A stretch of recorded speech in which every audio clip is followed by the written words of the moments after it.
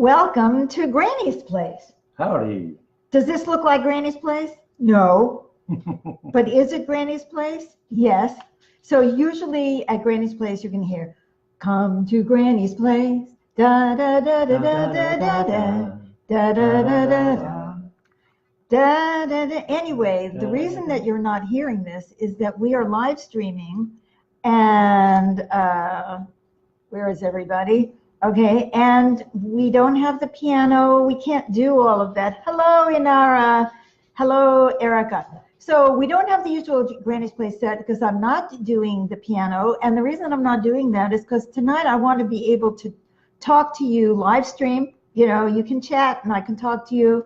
And I wanted to be just up to the last minute special about the election.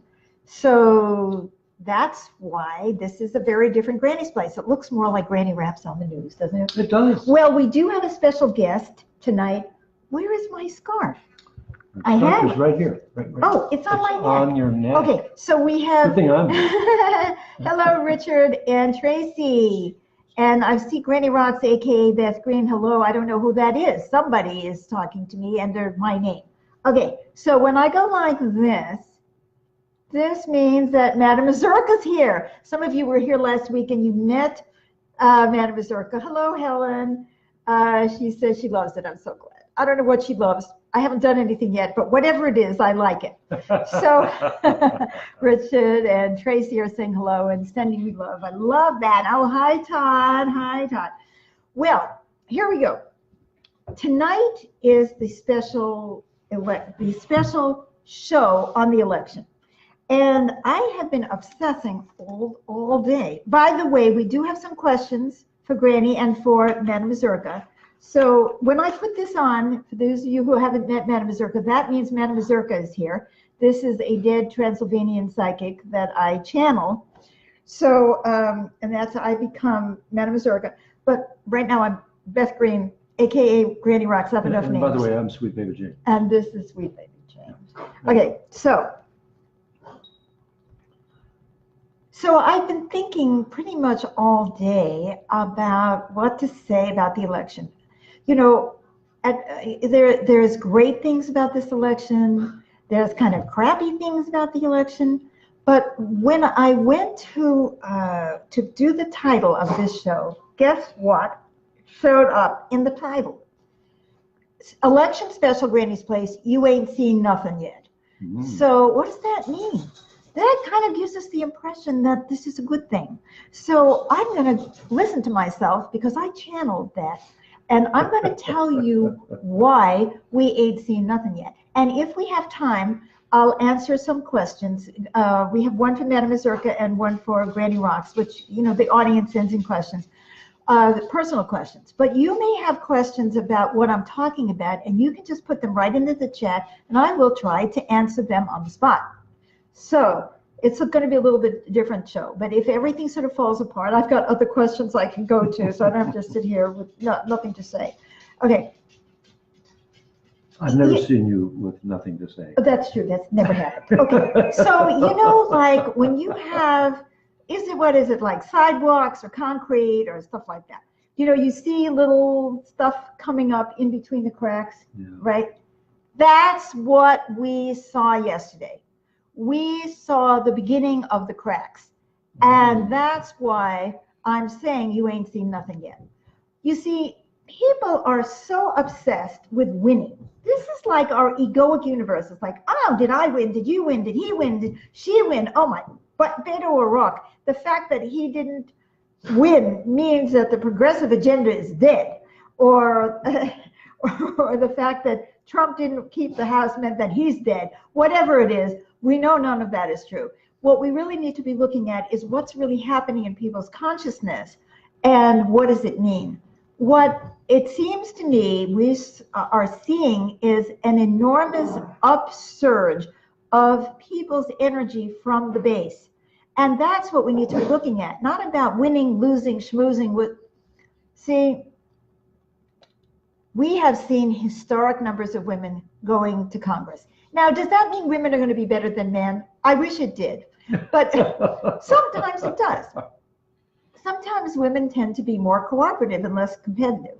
Women do tend to be focused on things like childcare. Women do seem to be focused more on taking care of people. So that's Not a good to mention thing. more inclined toward peace and negotiation rather than war. That's right. Of course, there are women who are so desperately trying to act like men that they're no different. But I want to get to that in a minute. What I want to say is, for example, that with so many women coming in, and with a historic number, and with so many people of color coming in, what's happening is not only could there be a change in the way that we govern because their voices will be heard, but more important than that, and this is, I think, why I'm saying that you ain't seen nothing yet, is this is giving a message to other blacks, to other women, to other Native Americans, to other lesbians, to other gays, that the door is open for democracy. Now, when I say the door is open for democracy, I don't think we really have democracy. You know, we have elections, we have voter suppression, but we also have elections. But we have a lot of people getting up there and saying, I know the answer, here's the answer, this is the answer, vote for me. Now, that is not people coming together to run a country. That's people coming together to elect some guy, used to be always some white guy, now it's a little bit less of a white guy, right, to fix the problems. So we say, oh my God, President Trump, what a hero, what a man, what a fighter. Oh, I feel safe. I can go back and I can stop thinking now, because who needs to think when we have Trump as president? You know, he can tell us what to do, what to think, what to believe. You know, it doesn't matter whether he's lying or anything like that. He's got the answer. So we say, oh, my hero. Oh, I love him. He's wonderful. And then there's other people who, of course, are supporting Trump for different reasons because they really support his policies. They think they're right. But there's a lot of that first thing going on. It's like, oh, here's the hero. And then you have guys who say, yeah, he's like me. You know what I mean? We're like, we can say anything and get away with it because we're men. See, so and do anything and get away with it. Exactly. So, okay, so we have all of that going on. Is that democracy? Not really. That's us giving up our brains. Now, are you insulted by that? You shouldn't be, because it's equally true on the other side. I mean, I was just giving the example there, but it's equally true on the other side. It's like, oh, John F. Kennedy and his beautiful wife, who knew exactly what to do, got us into the Vietnam War, as a matter of fact. Whoops. Whoops. Oh, yeah, like how many years later, and people are still coming home in body bags. Okay, so, or we had him, or we had Barack Obama, and he was going to save us. He was the new symbol. I mean, there was always, the hope. And so what happens is we get into these modes where we actually think somebody out there knows something, is going to fix something for us. And so there it is. Well, what happened was when Trump got elected, when Obama got elected, a lot of people got really upset. Like, what is this black man doing running our country? And they started mobilizing against him. Well, when you can put her on your lap. One of our dogs is whimpering. She can't be separated from James for 2 minutes. Well, this is a homey granny's place, so I guess I'll. That's right. Who cares, right? So, so it's the same thing. It's like he's going to solve the problem. But what Obama did do that was absolutely revolutionary, aside from the fact that he was a thoughtful president, which is in itself kind of a revolutionary thing. We had a few others. But he opened the door. So people said, oh, my God, I can be a black man and I can run for president and I can win. So that is like, opened your eyes. Well, Trump also had that impact, but he had it from the opposite side. It's like, oh, my God, we have Trump. He's the enemy of the press, of the people, whatever. We got to mobilize because we got to stop this guy. So whatever the motivation, and other people say, oh, Trump is great, I'm going to go out and vote. But what I'm talking about is people running for office because they see either the possibility of being able to do something that they never thought they could do before, or they feel so much despair that they're saying, let me go out there, I have to do something about it. And I love it. Gays, lesbians, transgenders getting elected to office. I mean, why is that revolutionary? Well, does anybody want to know? Nobody's asked me that question. I'm just babbling on and nobody. Why is that revolutionary? Thank you, James. Well, because one of the fabulous things about having diversity when you have people running for office is they have a diversity of experience. We're not looking through the lens of the white male. If you have, and by the way, I saw some shocking statistics about the underrepresentation of women in political power in Congress in the US. I mean, we're like down at the bottom of the list. We are like not even remotely at the top. We are so underrepresented, women are so underrepresented. And I'm not saying women are going to solve all the problems, but hear what I'm saying. I'm saying that women have an experience. Blacks have an experience. Blacks have 10 experiences. Women have 10 experiences. Lesbians and gays and transgenders have 10 experiences. We all have different experiences. There is not like, oh, I'm a black and therefore I have one experience. But all of us having different experiences have a different understanding of what the world feels like.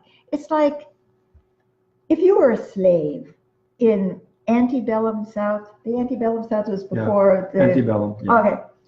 If you were a slave at that point, you would definitely have a different experience from the slaveholder, don't you think? Oh, I'll say. Oh, and the guy with the whip has a different experience from the guy being whipped, and a different experience from the lady of the house who's worrying about having an 18-inch waist and so on. So when you look at all of that, you realize that great elephant story, right? Oh, we're all blind, and I'm holding the trunk, and I'm holding the foot, and I'm holding the tail, and I'm holding the whatever. And everybody thinks they know what reality is. Well, we don't know what reality is. We only have a perception that comes through our experience. So if you have a world where the only people practically in power are white men, they're going to have poor white men, not too many, but some, right, who've managed to get up there, rich white men, men from the South, men from the North. So you have a whole bunch of white men experiences, and they say, well, I don't think that healthcare is that important because I already have healthcare. Or they say, abortion is obviously should be outlawed because some people are against it. Or they're not experiencing what it's like to be a pregnant woman with no choice. They're not experiencing what it's like to have no health care. They're not experiencing what it's like to live paycheck to paycheck. Now, they may have at one point and they say, oh, yes, I was like that. And really? So maybe you don't remember anymore. But even if you do, you've never been a poor black woman on welfare, have you? Can't say as I have. Right. Right? And just like I've never been a poor black woman on welfare either. I may have been a poor white woman on Social Security disability. Those are the old days. But I've never been a poor black woman on welfare. So I have only a certain amount of experience that I can have understanding and compassion. So when you add to this, not only haven't we had the gamut of experience, I mean, how many of us really have understood how oppressive it is to be gay or transgender in this society if we weren't it? So we have that lack of experience and then that lack of empathy. And then we have on top of that, for the males in particular, the need to prove themselves. Ooh, Tarzan, I am Tarzan of the apes, right? And so that need to prove themselves is like, I have to win, I have to win, I have to win.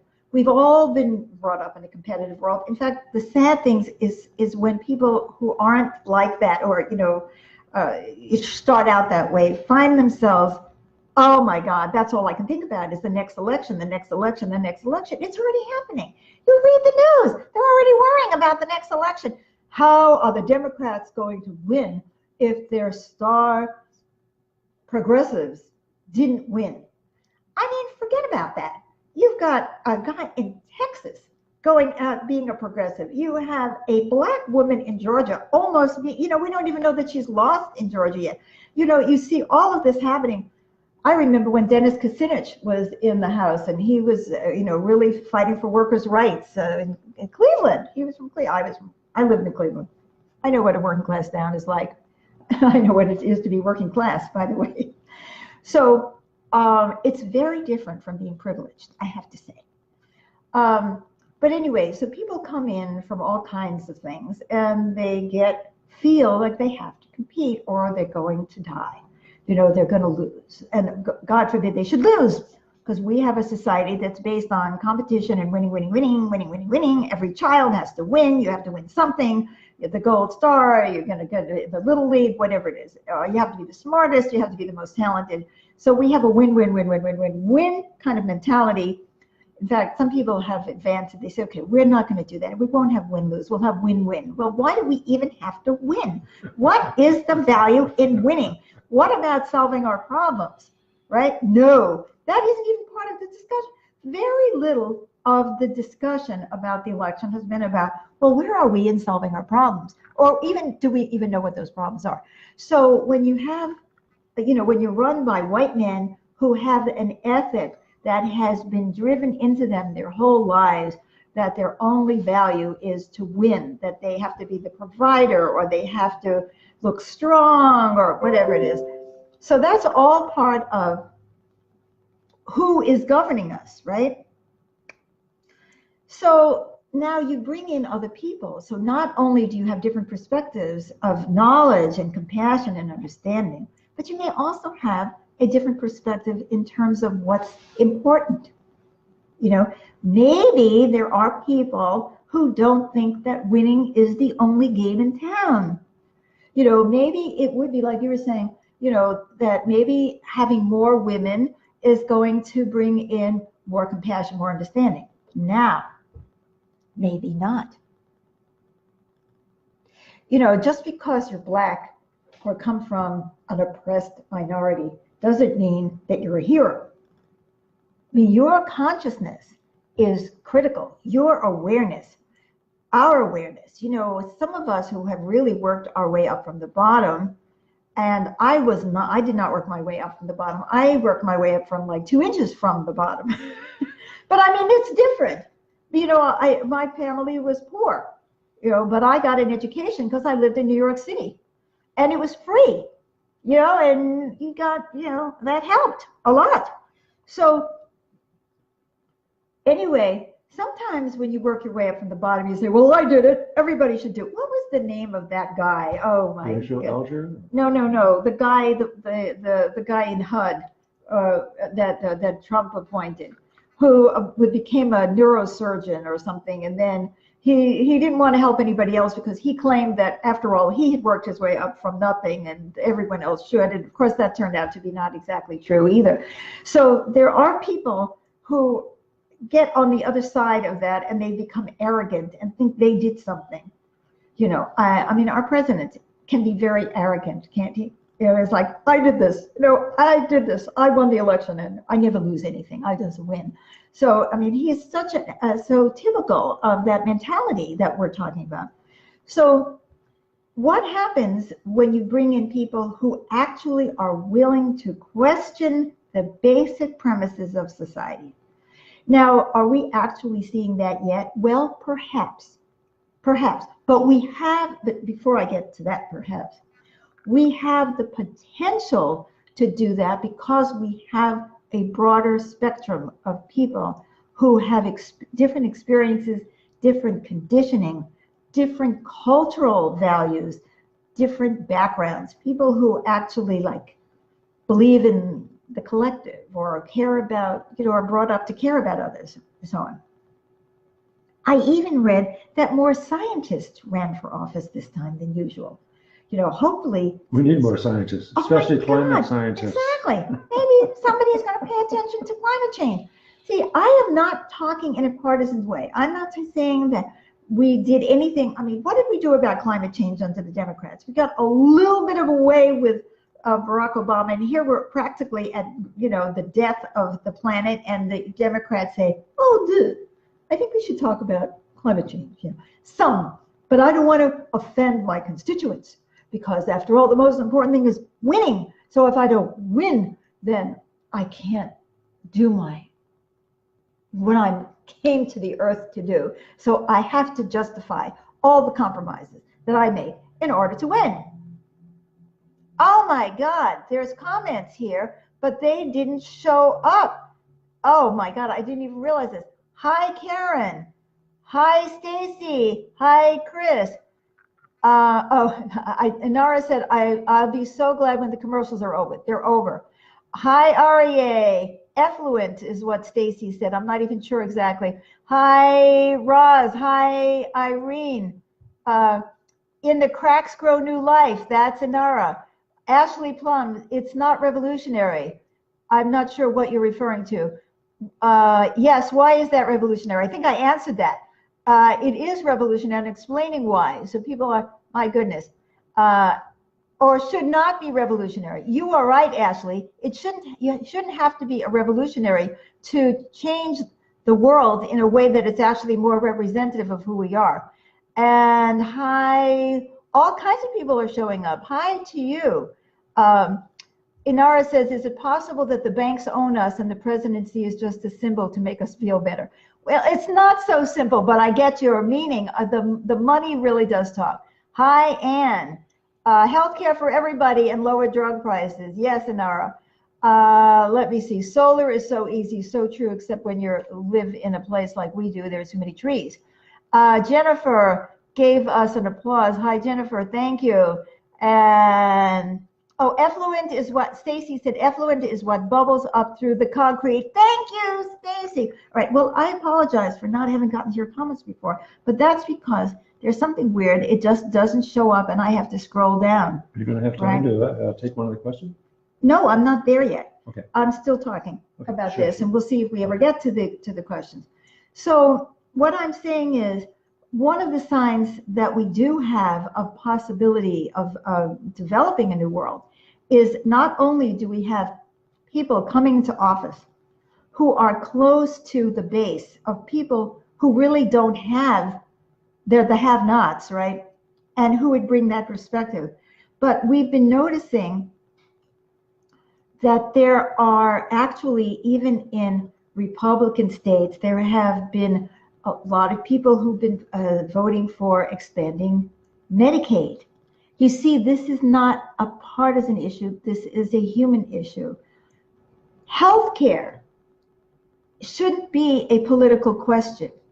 People need to be well. Erica said, are we awake enough to not fall back asleep? I don't think anybody's going to be sleeping in the next 2 years. I really don't. I think it's going to be a wild time. That's one of the reasons you said you ain't seen nothing yet. That's right. There's a lot that's going to be happening. But let's talk about healthcare. So healthcare shouldn't be even a question. Everyone should have healthcare. Supposing your child is, you're all wealthy and you're well-to-do and you have your medical health insurance. But the kid next to your child in school has no, oh my God, maybe they're an undocumented worker and they don't have any health care, or